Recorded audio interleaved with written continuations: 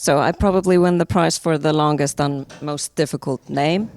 Aðalheiður Inga Þorsteinsdóttir. I'm from the Ministry for Foreign Affairs in Iceland, where I'm with the team that's running the Icelandic chairmanship of the Arctic Council. So I am here to give you a brief overview of the Arctic Council, what it does, what it does not do, and how it relates to what we are discussing here. And Josh is helping me with the slides. The Arctic Council is the leading intergovernmental forum promoting cooperation, coordination, and interaction among the Arctic states, indigenous communities, and other Arctic inhabitants on common Arctic issues. In particular, the Council focuses on issues of sustainable development and environmental protection in the Arctic. We have 8 member states: Canada, the Kingdom of Denmark, Finland, Iceland, Norway, the Russian Federation, Sweden, and the United States. In addition, 6 organizations representing Arctic indigenous peoples have status as permanent participants. The category of permanent participant was created to provide for active participation and full consultation with the Arctic indigenous peoples within the Council. Observer status is open to non-Arctic states, along with intergovernmental, interparliamentary, and non-governmental organizations that can contribute to the Council's work. The work of the Council is primarily carried out in its 6 working groups. The Arctic Contaminants Action Programme acts as a supporting mechanism to encourage national actions to reduce emissions and release of pollutants. The Arctic Monitoring and Assessment Programme monitors the Arctic environment and ecosystems and provides scientific advice to support governments in tackling pollution and adverse effects of climate change. The Conservation of Arctic Flora and Fauna Working Group addresses the conservation of Arctic biodiversity, working to ensure the sustainability of the Arctic's living resources. The Emergency Prevention, Preparedness and Response Working Group works to protect the Arctic environment from the threat or impact of an accidental release of pollutants. The Protection of the Arctic Marine Environment Working Group is the focal point of the Arctic Council's activities related to the protection and sustainable use of the Arctic marine environment. And finally, the Sustainable Development Working Group works to improve the conditions of Arctic communities and promote the well-being of its 4 million inhabitants. And as it happens, I am the head of delegation for Iceland to SDWG. The Council may also establish task forces or expert groups to carry out specific work. At any given time, we can expect the Council to be running close to 100 projects. Arctic Council assessments and recommendations are the result of analysis and efforts undertaken by the working groups. Decisions are taken by consensus among the 8 Arctic states, with consultation and involvement of the permanent participants. The chairmanship rotates every 2 years among the Arctic states. Iceland assumed the chairmanship from Finland in May this year. The next chair will be Russia in 2021. And here we can see the priority areas identified by the Icelandic chairmanship.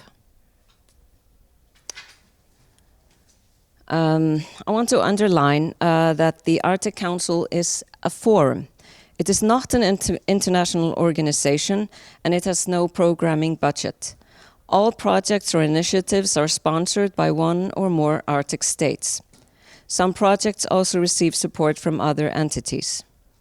The Arctic Council cannot implement or enforce its guidelines and recommendations. That responsibility belongs to each individual Arctic state. And last but not least, the Arctic Council's mandate explicitly excludes military security. In 2010, the Sustainable Development Working Group of the Arctic Council created the Arctic Human Health Expert Group, or AHEG. AHEC is responsible for framing the SDWG Human Health Agenda, proposing priorities and projects, and coordinating with other working groups. AHEC may also provide advice to the Council's senior Arctic officials on issues of relevance to the circumpolar human health community. And some speakers here have mentioned the One Health approach, and SDWG has a project dedicated to One Health.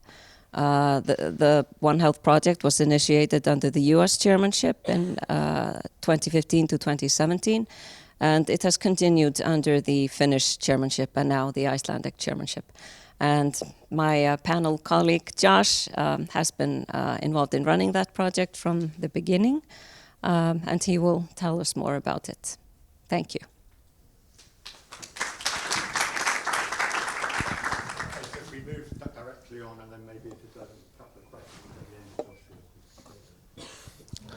Thank you so much, and thank you to the organizers for having us here and for including this panel. I've taken my mandate to kind of a couple of things. One is to tell you a little bit more about our Arctic Council activity, but also to perhaps provide some reflections and what I'm taking home from this activity and what I hope will happen next, at least from my perspective, although I certainly think there will be further discussion during Bob's closing session. So one big takeaway I get every time I come to an Arctic-related meeting is the value of circumpolar cooperation. I'm very fortunate to sit within the State Department and the Oceans, Environment, and Science Bureau, which has a mandate to deal with both global health security and Arctic matters. And so it's really a great spot to do this kind of work. And each time I have an opportunity to come out to one of these meetings, I think it just reinforces the tremendous value of looking at things from a regional perspective and from a circumpolar perspective. As was mentioned, we've had 2 cycles of this project before. Each of those concluded with a ministerially endorsed report that included some next step type recommendations. Those are available online on the Arctic Council website, and I certainly would encourage everyone to take a look and download those reports if you're so interested. The project has as 3 pillars: information sharing, tabletop exercises, and the support of collaborative investigations, or that may be operational or research in nature. Certainly events like this are critical for information sharing. It's also been a real pleasure to see a number of collaborative investigations be presented on here today, and we certainly hope that that will continue. We've had 2 tabletop exercises, one held in Anchorage, Alaska in 2017, another in Ottawa in 2018, that really get down to the brass tacks of once you identify that something is a threat or an issue, how do you actually go about putting the partners together to address it, and how do you simulate that before it actually happens. All of those have been really instructive activities. And what we're hoping as an end point is that there will be an establishment of points of contact throughout the Arctic dealing with One Health issues, so that instead of having to continue on under the aegis of the Arctic Council, there's some sustainability and an ability of a network to continue to deal with these issues. Which brings me to my next point, which is that it's clear from all the presentations of the last 2 days that this is timely, and that many of the trends that are driving these issues that we've been discussing here today will continue, not only due to the environmental and social changes within the region, but just due to the very large increase in the number of people traveling, doing business in, tourism and other things in the Arctic region. This is timely work, and the trend line is certainly in the direction of it becoming more timely and pressing over time. A third point, I think, was referenced in the previous presentation. One of the hallmarks of the Arctic Council is the emphasis on engaging permanent participant and indigenous communities. Many of our working group meetings actually take place in local communities so that they're a bit more accessible, and it definitely gives a strong local flavor and indigenous flavor to a lot of the discussions. I do think it would be interesting, although I will caveat by saying I do not have the funding to put this on myself, so creative ideas welcome, to conduct a similar exercise like this, but in a northern community or in a set of northern communities. You may get some very different inputs and different answers, and it would be really interesting to see how that would go. A third thing, I think this certainly goes to the sort of the enterprise of sustainable development and having to balance different and competing, sometimes collaborative objectives. But I've heard a lot about, on the one hand, the importance of this work from a public health perspective, from a wildlife health perspective, from an environmental management perspective. On the other hand, some really important needs for longer-term research enterprises. And on a third hand, perhaps the importance of not for losing sight of biosafety and biosecurity concerns while all this work is going on. And so I think it goes to the overall challenge of sustainable development, which is that things are hopefully rowing in the same direction, but sometimes you do have to balance different parts and different agendas and somehow find a way forward through that. Finally, I think just to say that I hope this is one of a series of your engagements. It's been really rewarding to see across the room a number of people who've been involved with our project over the last 5 years. I think it certainly gets stronger by having a number of people continue to iterate and continue to come together, continue to engage in dialogue with one another. And I hope for those who this is the first time engaging with a project-related activity that it won't be the last one. Thank you.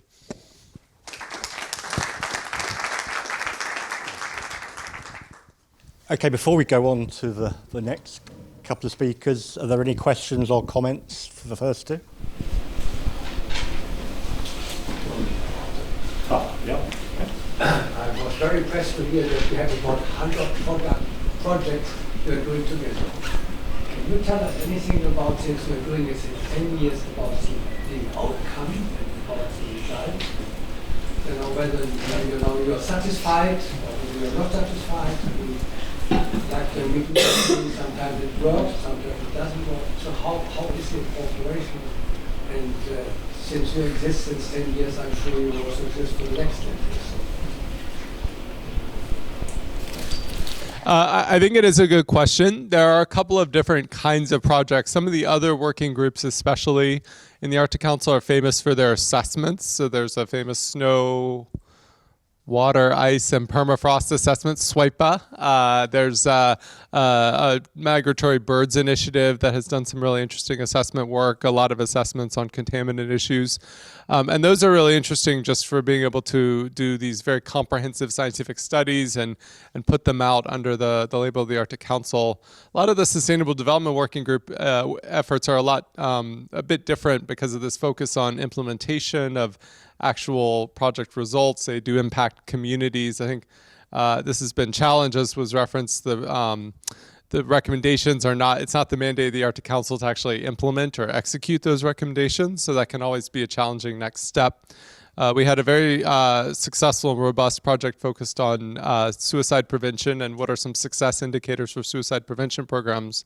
I think everyone was very happy with how the project concluded, but then there's always that challenge of how do you actually go about implementing the findings and the results and that sort of thing, and that can be a big difficulty. I think not exclusive to health, but in many project areas. That's right.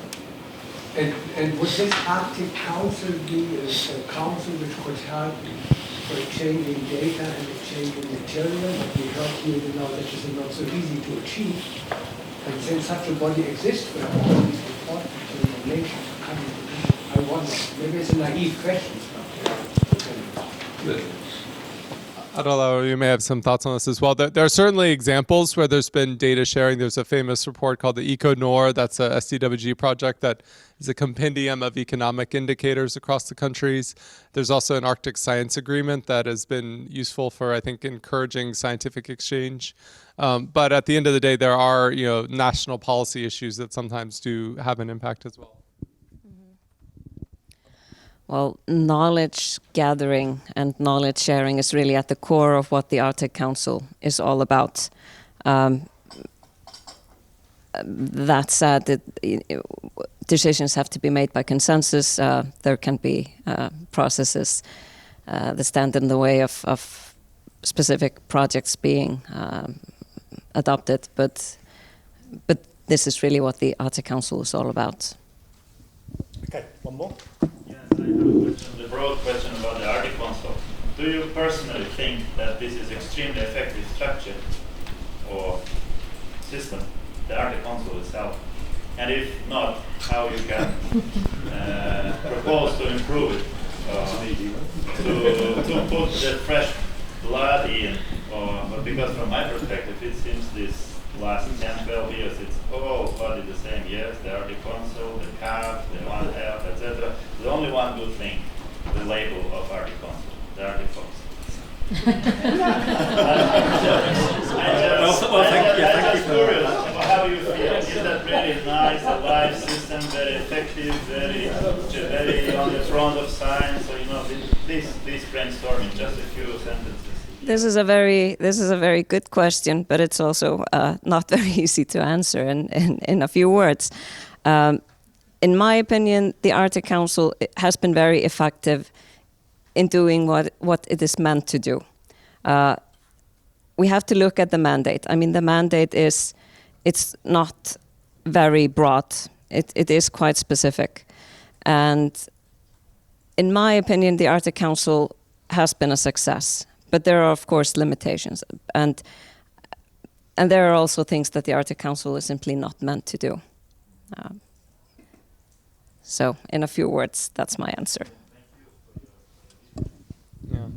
I second those comments. I think the other thing to keep in mind is there's something to be said for the density and the frequency of interaction. That's certainly been in our project. A hallmark is that if you do one meeting and you meet for 2 days and you go home, the impact is small. But you have many, many interactions over the years. People develop trust, networks develop, relationships spin off that are independent of the council. The International Circumpolar Surveillance Project that was mentioned earlier was actually an Arctic Council activity 20 years ago. It stood up on its own and has been running for 2 decades and has been a really valuable information sharing source. You have to think of some of those impacts. I just have an impression that for many years the board of the Arctic Council stayed the same. Change the persons are all the same. 10 years, 15 years. Okay. Okay, let's move on. One last one from Lisa. I mean, this was actually just a comment to this. I think this Arctic Council is important for the Nordic Arctic country. I mean, it makes political communication. You can put different things on the agenda and be more stronger in that effort. So I think it's a thing that we should. All right. Okay. Yeah. Let's move on, Christina, please. Good afternoon. My name is Christina Chappell. I am with USAID, the United States Agency for International Development. We are one of the sponsors of this workshop, and it's been an absolute delight to be here with you all these past few days. I am the Deputy Director for our Office of Infectious Diseases. I'm currently based in Washington, but I'm generally a field person, having spent most of my career in Africa. Within our Office of Infectious Diseases, we look at partnering with developing countries generally to help them increase their capacity for addressing infectious disease threats, principally looking at malaria, tuberculosis, including antimicrobial resistance as linked with tuberculosis. We do programming for global health security with very much a One Health perspective, looking at emergent pandemic threats and where the next public health challenges may arise. We also engage in neglected tropical diseases, helping with the eradication of many neglected diseases that lend themselves more to morbidity than to mortality. And we also partner with host country institutions to ensure that they have the capacity to prevent and respond to outbreaks of unusual nature, such as Ebolas, Zika's, plagues, what have you. So it's from this perspective that we've come to work with you all here on these issues around Arctic health. Much of our programming is not in the Arctic, but I've benefited greatly from listening to the diversity of perspectives and partnerships that have been brought together here for this conversation and hopefully for ongoing partnerships. I've heard lots of connections and linkages being made as people reach out across disciplines, and I think that's a real hallmark of the strength and the engagement around the Arctic issues, particularly around issues of permafrost thawing, climate change, and emergent pathogen risks. I've found that there are lots of parallels to our much of our other development work that USAID supports for health sector initiatives. The focus on local capacity and best practices exchange is vital to ensure that interventions are targeted and appropriate and effective in their particular contexts. That we're looking all for collective systems to ensure that there are early alerts so that we can be a little more proactive in addressing emergent threats rather than being reactive after the fact. We have a great interest in understanding how we can better apply research so that we're not collecting data for data's sake, but rather for decision making and for action. Those are key efforts to make sure that we can funnel data into action at all levels, not just at state level, but down into the communities where it makes the most impact. Certainly the One Health lens is vital for a lot of our programming, where we are looking at that confluence of human and animal and eco-health, and how we can leverage all of those disciplines and concerns and intelligence to form a better collective approach. I've heard also a lot about the cultural context and how vital that is to ensure that we have buy-in of communities, that we're tailoring interventions to create behaviors that are effective and appropriate to protect the people and their wildlife and their communities writ large. That it's not an external application of lessons, but rather something that is cultivated and built in partnership.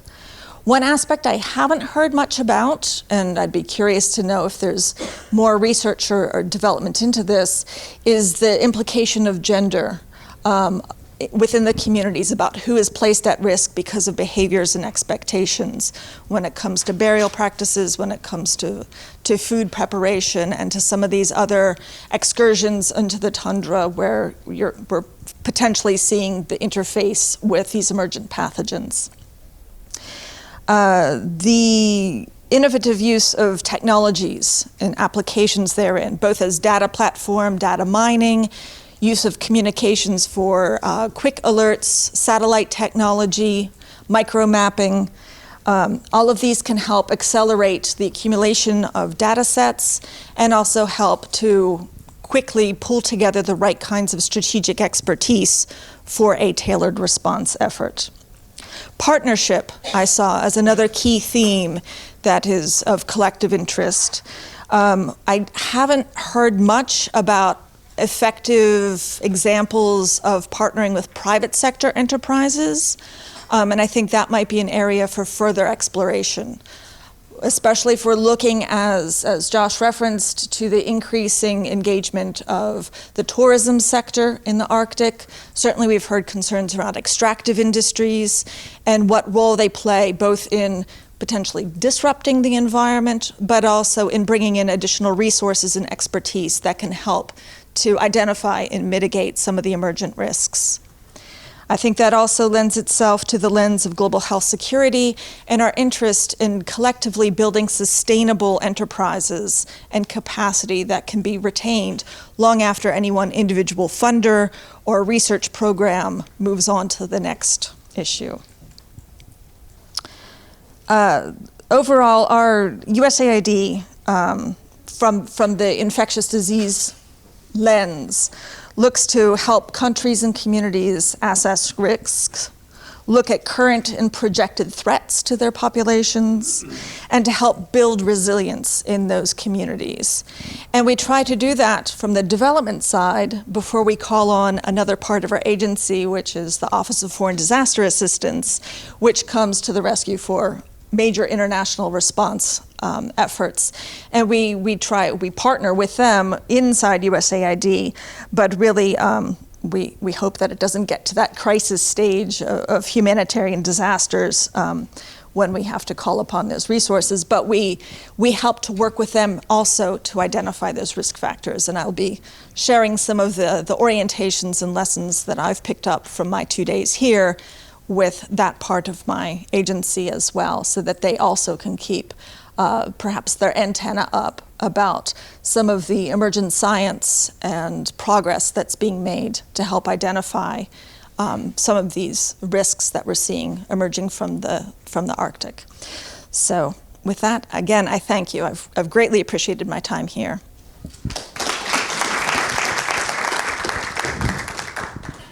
Thank you very much for those thoughtful comments. Does anybody want to respond on anything, for example, on gender or private sector or anything else? Question. You just spoke really nicely about assessing risk and building resilience in communities abroad that need it before, hopefully doing this before a big humanitarian crisis happens. And I think, and I'm not on the ground, so maybe some of the people who are could speak to this more, but it's my impression that there are some of the communities in the far north that are at humanitarian crisis levels. I mean, if you're having eroding coastlines and your sewage is now having a problem, but you also can't get your approvals to move your village because then you want to move on to a thawing permafrost site. Like there's villages that are stuck in this like mire essentially, and it sounds like they need a USAID.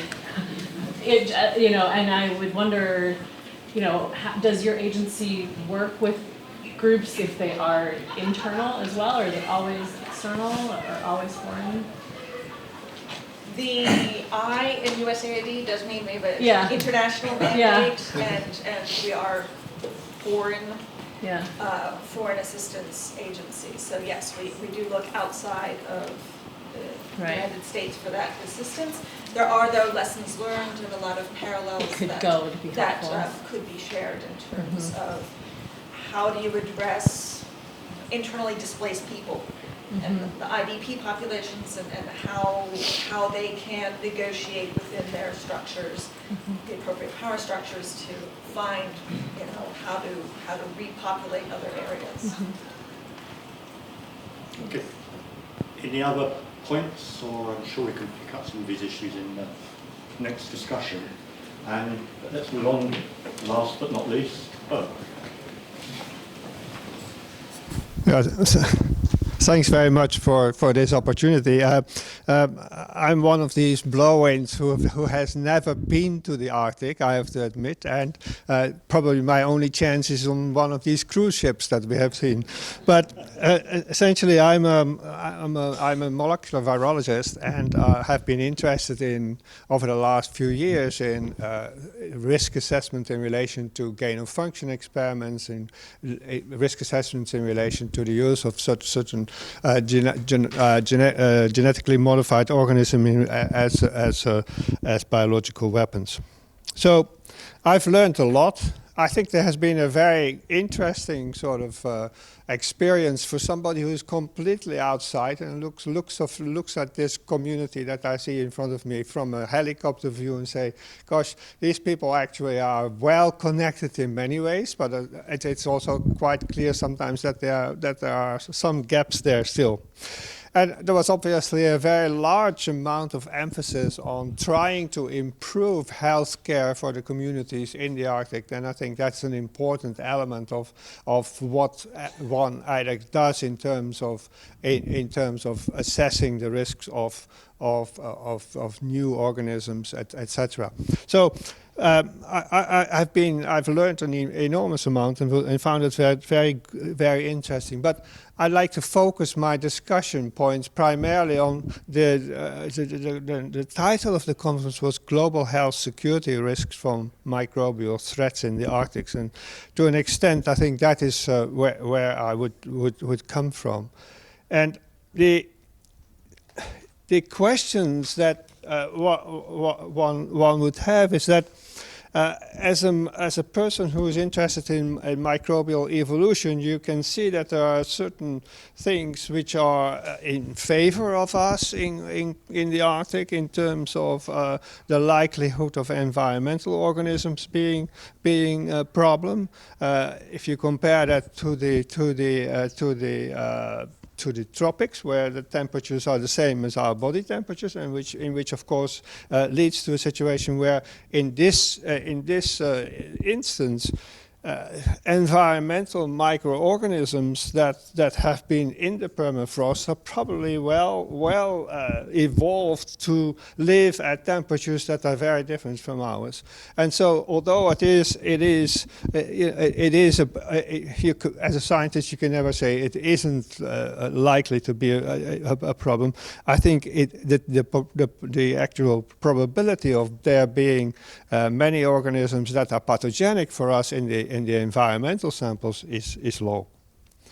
But obviously, what is an issue, and I think we came to that yesterday quite clearly, is that animal carcasses and corpses of human corpses are indeed a potential source for organisms. And we heard very clearly that people are attracted to these, sometimes for economic reasons, sometimes also, of course, for reasons that they wish to safeguard the human remains of their ancestors. And then, of course, it is also clear that animals like scavengers are attracted to carcasses as well. And so when a frozen carcass comes up, then of course that it is possible that will be eaten. And that leads to a situation where you can clearly say that it is likely that animals will be exposing themselves and people to a larger extent, either via an amplifying host or directly to these. Now, known pathogens, I think we've heard a lot about because we know how to do surveillance for that. It might be difficult in the Arctic in terms of for infrastructural reasons and for the reasons of the diversity of the communities as well as for reasons of simple distance. But I think we know how to do that okay. We can do it better always. And in terms of the known pathogens and the spill out of carcasses, the most salient example, of course, was given in terms of the anthrax outbreaks in Russia. I thought that from listening to that is a very special case. This is a spore-forming bacteria which is stable in the environment. We know in the UK we are still not going to the Scottish Islands, which was intentionally contaminated with spores. And essentially, I think it's a special case. And I don't know how long these spores have been in the environment. Maybe 60, maybe 100 years, but not 1,000 years or 28,000 years. So I think it's in terms of normal known pathogens. I don't think there is that much of a specific issue except the logistics. Now, if we come to the unknown or eradicated pathogens, then I think again the likelihood of emergence is extremely difficult to establish because we have no prior events that we can build into some sort of Bayesian assessment of probability of something happening. For bacteria, that applies as well as for viruses, I think. And as I said, the differences between the tropics and the Arctic is probably in our favor in this particular case. So there is no possibility, in my opinion, to establish a prior risk of this type of this type of spill. Now it's interesting if we look at viruses. I'm an RNA virologist. I've always worked on measles and mumps and things like that. And to an extent, I've spoken to several of the virologists here and said, well, the likelihood of an RNA virus surviving, particularly if they are enveloped in this type of environment, is very low. And so then we come back to DNA viruses. And of course, you know, the eradicated pathogen in this particular case would be smallpox. Now, what I found quite interesting is that the DNA in the samples that have been evaluated is quite fragmented. I think David gave us a figure of about 700 base pair as the longest contact that they had evaluated, and I think that is something that is of interest. But at the end of the day, you then come back to the question of what can we detect by sequencing, what is viable, what can be cultured, and what is then finally pathogenic. And of course, we then into a situation where we use metagenomics to a large extent. And if you go into DNA databases, there's a couple of things that very clearly come. First of all, a large number of the sequences cannot be ascribed to anything. What we suspect is that many of these are actually belonging to bacteriophages, because if you think about, I can't remember the numbers of figures of bacteria that were bandied about yesterday, and you multiply that by another factor of 20 or 100 for the number of bacteriophages that exist for each of those bacteria. So a large amount of that dark matter in the database is probably from that particular area. And so sort of finding an unknown virus in there is probably a very, very difficult task unless you have something growing. And my final comment is then really in terms of RNA, and I think we have had a little bit of a discussion of what you could do by looking at the transcriptome. And again, it is clear that RNA as a molecule is not very stable, has very short half-lives, and so it would require quite a lot of more activity before we can assess whether we can use that type of technology to find new organisms and viable organisms. The final thing, though, is that which struck me was that there are a large number of very simple experiments you can do. You can put some viruses and bacteria in the permafrost and see how they survive in a couple of freezing and thawing cycles. You can do simple things like that, and maybe they have been done. As I said, I'm a blow-in, and I look from a distance to this community. But it does seem to me that things like that would be helpful to know how stable are these, how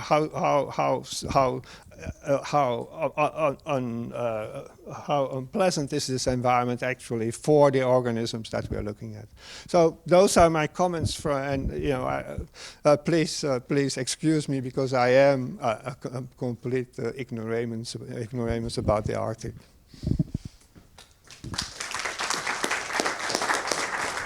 Thank you, Bert. So, any comments on that before we move into the final general discussion? Okay. Oh, yeah, sorry. Two things. First off, small infomercial, and I'm sorry for that, but we do actually have a follow-on activity under the Arctic Council project that I had meant to mention. We're gathering together in Fairbanks, March 11th through 14th. There's a One Health, One Future conference held at the University of Alaska Fairbanks, and maybe I'll send that link to the organizers. The abstract deadline is November 27th, so time is a little bit short, but not too little to do so. The other thing, Berta, your talk was very interesting. One thing, though, about the ones we have some knowledge, the existing pathogens, take your point that the research enterprise on that one is maybe not so interesting because a lot of it's already been done, but I'm also wondering if from an operational perspective, admittedly, the knowns are clearer, but it also, to me, there's some very specific characteristics of the Arctic environment that the logistics become quite complicated fairly fast. It's quite clear, and I mentioned that in the sense that it is the detection of the known pathogens. I think is technically not difficult. It is the logistics that are the impediment here. Okay, I don't see any anybody else wanting to speak at this moment. So perhaps we can close by thanking again our panel.